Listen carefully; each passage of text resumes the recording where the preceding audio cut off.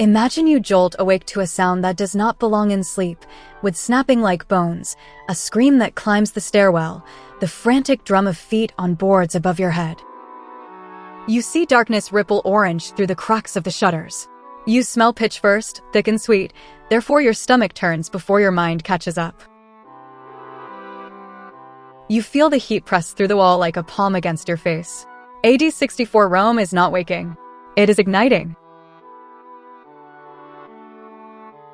Imagine the room above the shop, low beams, a cheap blanket, a clay lamp, the coins hidden under a tile because debt always listens.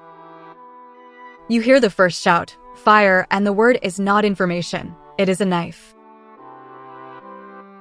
You swing your legs over the bed and the floor burns your soles through the wood. Therefore you grab whatever lies closest, a tunic, a belt, a sack. You do not pack. You snatch. You slam down the stairs. The shop below smells of oil and wool and fear. Someone in the street is already praying, but the prayer is drowned by cracking timber. You shove open the door and the Subura hits like a fist, alleyways so tight the buildings almost kiss, awnings stretched overhead, balconies stacked like cages. You see fire moving above you, not sitting still like a hearth. It crawls along cloth roofs, leaps from beam to beam, therefore it looks alive. You feel the crowd before you understand it. Bodies push, sweat slicks skin. A child wails somewhere inside the mess. You see neighbors who share walls and grudges, now sharing only panic. A bucket line forms because habit is faster than thought. Therefore you join it, hands out, passing water from the nearest cistern. The first bucket reaches the flames and the water vanishes into steam with a hiss like laughter. You hear someone shout that the vigilas are coming, Rome's fire watch, the men with hooks and axes and authority. But you see no order, only sparks raining from above. Therefore the line collapses into running. A roof gives a long groan, wood complaining, then drops. The street becomes a mouthful of teeth, beams, tiles, nails, splinters. People lunge away and crush each other because fear has weight. Imagine you try to turn back for something, anything. You see the stairwell to your room, and it looks like salvation. But the smoke rolls down it like a living thing. Therefore you choke after one breath and stagger out, eyes watering.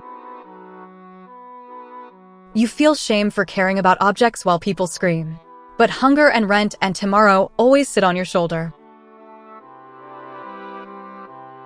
You reach for a small bag of coins in your sack. The heat slaps the thought away like a warning.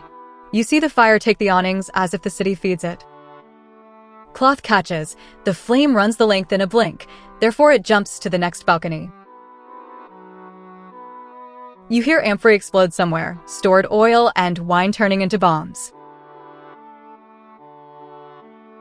The air fills with a sour stink, burning dye, burning hair, burning meat from animals trapped in stalls. A rumor hits the crowd the way sparks hit dry cloth. Men throw torches. Another voice answers, louder, therefore it becomes truth for a heartbeat. The emperor wants a new Rome. Wider streets. New palaces. You see faces twist, anger searching for a target. But you do not see the origin of the flames. You do not see the end. You do not even know if the next alley leads out or seals shut like a tomb. You run toward higher ground because the instinct says climb. You see stairways up to second floors, ladders to rooftops, therefore people scramble like rats. But you feel the heat rise fast, climbing the stairwell faster than legs. Smoke thickens upstairs, and each breath tastes like burnt oil. Height becomes a trap. Therefore you dive back down, shoulder-checking strangers, and you grab a child by the wrist because small hands vanish in crowds. You feel the child yank back, trying to find someone else. You see a woman with ash on her cheeks, eyes wild, reaching. Therefore you push the child toward her. The woman's fingers catch the wrist, and for a moment there is a chain of bodies refusing to let one person disappear. Then the chain snaps because a fresh wave of heat rolls down the alley. You hear the vigiles at last, whistles, shouted orders, the clang of iron hooks. You see men in rough tunics dragging long poles tipped with metal. Therefore hope flares. But the hope dies when axes bite into a wall. You watch them hack a shop front apart while the owner screams, trying to claw them away. Saving the city looks like destroying it. You smell wet plaster as a wall collapses on purpose. The vigiles try to make a fire break, therefore they tear down what stands between flame and breath. You see dust and smoke mix until the sky becomes a bruise. Someone throws you a bucket and you do not know whether it is to help or to keep you busy while the city breaks. Imagine you push toward a wider street because narrow alleys become chimneys. You see people dragging bundles, beds, jars, icons of household gods. Therefore you try to save one thing, a tool from the shop below, the tool that means tomorrow's work. You reach into a doorway, fingers closing around wood and iron. The heat bites your knuckles. Therefore you let go and stumble back empty-handed. You hear a different kind of shout now, not fear, but command. You see armed men in the chaos, blades at their belts, staffs in their hands. Therefore the crowd parts. Are they soldiers? Are they gangs? Are they helpers from above? You cannot tell in the smoke. You only feel a shove in your shoulder as they drive people away from certain streets. You try to argue because that street looks like an exit. A staff strikes the ground near your feet, therefore you flinch. A voice barks that the way is closed. Closed for safety? Or closed so the blaze feeds on what lies ahead? You get no answer, you get pushed again. Daylight arrives, but it does not relieve the night. You see the sky turn brown, sun dimmed to a coin behind smoke. Therefore time feels wrong. You feel grit on your tongue, each breath scraping. The city sounds like warfare, collapsing roofs like siege engines, screams like battle cries, the hiss of fire like arrows. You run because stopping means being overtaken. You see families pressed together, faces streaked with soot. Therefore you weave through them, sometimes stepping on dropped sandals, sometimes catching yourself on a stranger's shoulder. You hear a man sobbing that his mother stays behind, refusing to leave a shrine. You do not know if he lies, if she lives, if any choice here is clean. Imagine you reach the river because water promises mercy. You see it at last, the Tiber, but it is not a refuge, it is a wall. Therefore the crowd jams the bank, bodies packed shoulder to shoulder. People jump in fully clothed, fighting current and panic. You hear coughing, the ugly wet bark of lungs pulling black water. You see barges jammed together or splintering as boatmen shove off too fast. Therefore men claw at the sides and tip them. A woman tries to lift a baby above the crush. The baby's blanket smokes at the edge. Someone's elbow drives into your ribs. You taste vile. A head goes under near your hip and does not come back up. You grab the slick stone edge to keep from being pushed in. Your fingers slide on slime and ash. Therefore you crawl sideways, searching for a gap. You hear a voice behind you swearing that the emperor is absent at Antium, safe on the coast. But another voice answers that the emperor watches from a tower, singing while Rome burns. You do not know which lie survives. You only feel both stories land on you like sparks. Imagine you choose not to cross the river because drowning is not an improvement. You turn back toward streets that still stand, therefore you gamble on stone instead of water. You see the vigiles cutting again, hooks pulling thatch down, axes chopping beams. But the fire behaves like it has plans. It slides around breaks, it finds new roofs, it eats the air itself. Night comes again. You see darkness, but the darkness is lit from below by an orange sea. Therefore shadows dance like frantic ghosts. You feel exhaustion clamp down, legs shaking, skin tight from heat. But the city does not allow sleep. Each time you stop, a fresh roar rises. You think the worst district lies behind. You find a space where rubble forms a low ridge, therefore you crouch, trying to rest. Someone offers you a mouthful of water that tastes of soot. You swallow anyway because pride burns faster than thirst. But a new flare erupts in the distance, too sudden, too bright. You see a fresh tongue of flames spring up where stone should resist. Therefore, a cold fear spreads under the sweat. People around you start shouting that the fire begins again, as if it learns a second language. You do not know if it is accident, embers carried by wind, or design, torches carried by hands. You scramble up because the ground shakes. You see a wall of flame advancing down a street like an army line. Therefore you run, but you run into another crowd running the opposite way. The two currents collide. Someone falls between ankles. The crowd does not stop.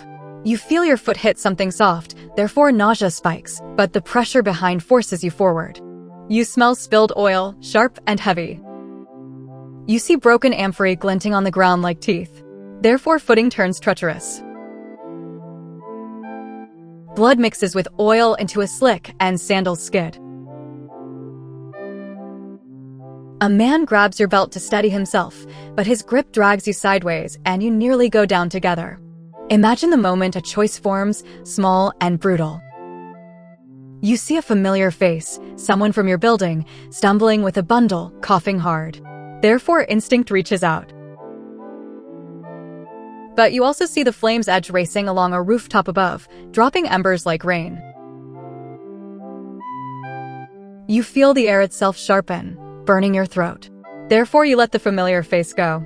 The decision tastes like iron. It stays. You push toward a temple courtyard because stone promises safety. You see columns ahead, therefore hope returns for a second. But the courtyard is not cool. It is a bowl. Heat traps itself inside. Your lungs seize. Breath comes in shallow slices. Therefore you drop to the ground because the only air that does not kill sits where everyone's feet turn dust. You crawl, face near the stones. You see sandals pounding past your eyes. Therefore you keep your fingers tight to the ground so they do not get trampled. Ash sticks to sweat and becomes paste on your skin. You hear prayers, curses, names shouted into smoke. Each name is a rope thrown into darkness, but most ropes find nothing. Hands grab you. For a heartbeat, you think it is thieves. Therefore, panic flares. But you feel the grip pull you forward, not down. Strangers drag you by the arms, coughing, eyes streaming. For one breath, Rome is not an empire. It is a chain of desperate grips refusing to break. You reach an opening, an open space where buildings pull back. You see fewer roofs to catch. Therefore you gasp, air slightly cleaner though still bitter. Behind you, a district collapses like a defeated army. The sound is not one crash, but a rolling thunder of many homes surrendering at once. You stand, swaying. You feel your skin sting, tiny burns from embers. Therefore you slap at your sleeves. You see people kneeling in shock, staring at nothing. Someone laughs suddenly, a cracked laugh, because the mind snaps under heat. But the fire does not end quickly. It chews for days. You see pockets of flame reappear where smoke hides them. Therefore, every rumor finds fresh fuel. You hear that the vigiles fight bravely, then you hear they take bribes, then you hear they obey secret orders. You cannot test any of it. You only measure truth by whether you breathe another hour. Imagine food becoming a dream. You see a man boil a strip of leather in a pot, therefore hunger speaks louder than disgust. You smell the bitter, animal stink, and your mouth waters anyway. Water comes in gulps, stolen from wells before smoke poisons them. You feel the city's spine bend. Streets vanish under rubble. Therefore, directions stop working. A corner that once holds a bakery now holds a smoking crater. You try to navigate by memory, but memory points to places that no longer exist. At last, the roar weakens. You see fewer sparks in the air. Therefore, shoulders loosen slightly. The smoke thins enough to reveal hills and ruined roofs. Silence begins to creep in, but it is not peace. It is the silence after a battle when survivors count bodies. You walk back toward where your street should be. You see ash dunes where doorways once stand. Therefore, you step carefully, because hidden nails and hot stones wait. You smell wet charcoal, that dead, soaked smell of things that will never be clean again. You recognize nothing. A neighbor's wall is gone, therefore privacy dies along with it. Aid arrives, but it arrives like authority. You see makeshift shelters, cloth and wood, raised in open spaces. Therefore people gather, drawn by the promise of bread. Men with tablets and styluses record names, record losses, record debts even now. Food is distributed, but each loaf feels like a leash. Order returns wearing a mask of mercy. You hear proclamations shouted in squares, words hammered into the air. Rules appear, where to sleep, where to rebuild, where not to stand. Therefore the city's pain becomes someone's plan. You see officials walking with guards, measuring streets as if the fire clears space for their lines. People nod because arguing requires strength, and strength burns away. But the worst hunger is not bread. It is certainty. You see faces searching for someone to blame. Therefore whispers thicken into a story. The story says the gods are angry. The story says someone insults them. The story needs a face because smoke has none. You hear the words spoken with a curl of the lip, Christians. You see a man spit when he says it. Therefore others imitate because imitation feels like belonging. People claim these Christians meet in secret, refuse the old gods, whisper about a kingdom not of Rome. Someone mutters about strange rituals, about eating flesh and drinking blood. The lies come easy because fear wants shapes. Imagine being in a crowd when the first arrests begin. You see guards pushing into a poor quarter, grabbing men and women by the arms. Therefore doors slam, but hands still reach out from inside to pull children back. You hear a woman crying that she only prays differently. A guard answers with a flat tone of routine, as if paperwork replaces mercy. You watch forced confessions rise like smoke. A man, bruised, nods at accusations just to make pain stop. Therefore, the crowd feels relief. A culprit exists. You hear someone say, "See? They admit it." But you also see how the confession arrives, after fists, after threats, after the promise that suffering ends if the right words come out. You feel the machinery behind it, even if you cannot name it. Chaos turns into a single target. Therefore, fear turns into certainty. People who lose homes now gain an enemy. The city that cannot rebuild quickly at least rebuilds a story fast. You hear more rumors, sharper now. Some claim the emperor returns and opens his gardens to refugees. Therefore, gratitude fights suspicion in the same chest. Others claim grand building plans rise from the ashes. Therefore, the fire begins to look less like tragedy and more like opportunity. But proof stays out of reach. Smoke hides evidence. Power hides motives. Imagine standing near a place where punishment becomes spectacle. You see wooden frames raised, pitch smeared. Therefore your earlier smell returns and your stomach knots. You hear someone cheer because the city craves release. You also hear someone sob because the people being dragged forward look like ordinary neighbors, thin, scared, human. You do not know if these condemned truly start the fire. You do know the fire starts something else, a new kind of control, a new kind of message. Therefore, the disaster becomes a stage. You see how quickly a leader's problem turns into someone else's crime. The blaze dies, but the narrative catches and keeps burning. You return to life, if life still fits. You see a city redrawn, wider clearings where houses once leaned together, new lines carved through old neighborhoods. Therefore, familiar shortcuts disappear, and so do old communities. You feel smaller in the rebuilt spaces, as if the streets are designed for parades and patrols, not for neighbors.